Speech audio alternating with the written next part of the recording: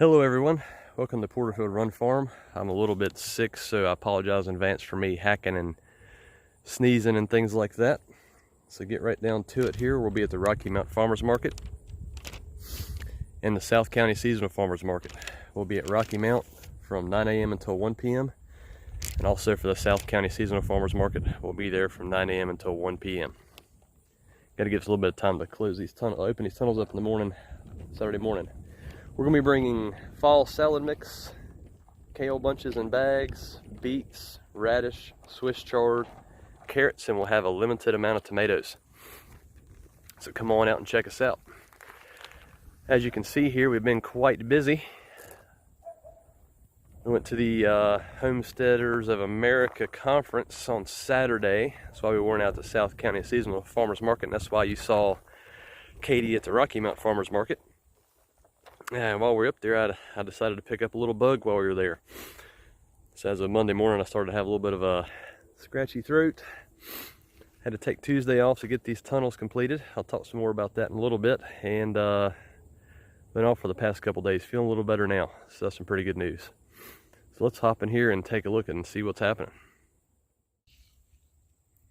We will start off here. We have plenty of radish that's going to be coming with us. Hasn't been harvested yet.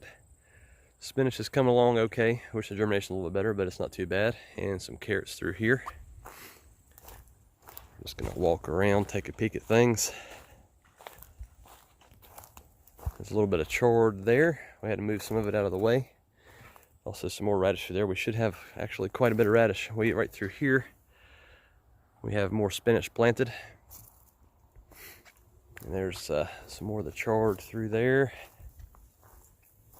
A little bit of the kale we've harvested for bunching. Had to get that stuff out of the way of the tunnel there. And right over here, a little bit of salad left. Some of this has been cropped out. And we have some more carrots and spinach planted through here. We will see how that comes up. It's not supposed to be too cold, I don't think, for the immediate future. Besides tonight and Saturday morning, we're looking at possibly getting frost. And some more beets through there. Now, let's go inside the round tunnel.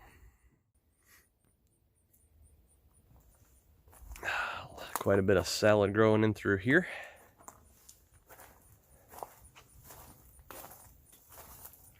A little spin move here. We can take a look around and see. And there's some more of the Siberian kale over there. More lettuces, carrots, and some more lettuces. Now let's go take a look inside of the Gothic tunnel and see what. In this tunnel we have a lot of little transplants that are coming up. Quite a few. Man, it's nice and toasty out here over here on this end with the sides closed. She's planted something through here, I don't know what it was. Look, there's Anna. Hi. She didn't do it. She was supposed to say, hey, I didn't see you there. Just trying to be funny. I know sometimes YouTubers do that. It's like, well, of course you knew we were recording. What are you talking about? Anyway, so that didn't work out too good. She don't want to play around today. It's too serious, like she's doing some work or something. But anyway, just applying wood chips. The usual thing, applying the wood chips. She tried to transplant some chard here from the other side. This is an experiment. I don't think it's going to work, but she has hope, so we'll see how it goes. And then more lettuces through here. All right, so now let's go take a look at what's going on with these tunnels. I want to tell you about that as well while she's in here working. Say goodbye, Anna. Bye. See everybody Saturday. In the Gothic tunnel here, we have all this stuff set up. The center purlin was not exactly fun to put in. A bit closer, and this is more of a permanent style installation. But we may take it down, maybe not. Not too sure as far as how all that's going to go. We purchased this tunnel because it's supposedly a lot better at shedding snow. As you all remember, last year in December we had a substantial snowfall. I was out at the round tunnel with a shop broom getting snow off every 2 hours. And I was beat to death. Thankfully it stopped snowing, because if it wouldn't have stopped snowing, I wouldn't have worked on it anymore and the tunnel would have collapsed. Now, something else here that we have, we did not purchase this last year, and I'll go into the round tunnel and tell you what's going on with that. The wind bracing kit. I'll step back here another little bit. The wind bracing kit. Now, excuse me again.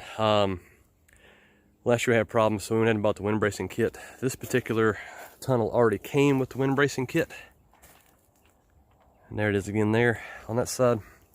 However, this tunnel did not call for any bracing through here. So as you see, I have a string tied off to the T-bar post that's out on the end. I just did that as a precautionary measure, just to kind of give this plastic a little bit of room. So this is a 100-foot tunnel. However, we were only able to install 90 feet of which. So we didn't put up a couple of the hoops you see here to cover the garden. And we got this installed on Tuesday. With the potential frost that we were going to have coming in here, I pretty much had no choice but to take off from work and get this installed. We actually started working on it as soon as we got back from the Homesteaders Convention, which is on Saturday. So Sunday morning we started, and we didn't finish working on it until 8:30 p.m. So we're out here with flashlights trying to get these hoops up. And then it took me all day Tuesday to get the plastic on here. We had one helper come up, and Anna helped out as well. She harvested, and we got the plastic on by about 4:30 p.m. With the wind that was forecasted, we knew there was no way we could get this plastic on in a reasonable fashion, especially on this 100-foot tunnel. So that's what it's been all about. Now let's go check out the wind bracing in the round tunnel. That way I can just go ahead and show you what's happening with that. It's a little bit different because we have to avoid, kind of hard to see right here, we have to avoid the piping from the well and the wiring to the well. In the round tunnel now, I believe it's called a corset is what they actually call this with Farmer's Friend. See, there's a wind bracing installed on this side. And the same, I went ahead and ran a string down here just to try and help it out a little bit. Last winter we had a whole lot of wind. It actually, the bows on the ends, they actually bent inward, and the tunnel was actually collapsing during all that heavy wind. I had to come out here during that heavy wind and install this string previously to try and save the tunnel, which was successful, but I was a little bit scared because with all this plastic, if it were to collapse on me or whatever, I wouldn't have much time to get out before I'd suffocate. So it was a little bit nerve-wracking just to make sure that I was going to be safe in those heavy winds.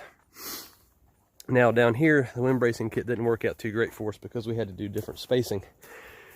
Right through here is where the water line runs from our well to the house, and also, once again, the electricity that runs to the well pump itself. So we had to space these bows out more. So as you can see, I could only get one brace there, which is still way better than what we had last year, which was nothing, until I did a little fix. I want to talk about that more in a second. And this wind bracing here, a little bit cockeyed and funny looking, but that's just a part of the fun here. Now, one thing I want to say about the center purling strap, it only wraps around once. I thought about wrapping around more than that to try and lock it in. However, when you do that, you can't really tighten the strap in the center. So I think the best option is just take some extra cord that comes with the tunnel and tie it off down like that. Well guys, I think that's about everything. It's been busy for us to try and keep all this stuff protected from frost and freeze, which is going to be coming once again. What they were calling for it Friday morning, but now they pushed it back a little bit till Saturday morning with no wind. I imagine we'll probably get some frost tomorrow morning as well, Friday morning. Well, thank you all so much for watching. A little bit more of a long form video, but lots to show you out here. A lot's been happening. Well, thank you all so much for watching. Have a good one.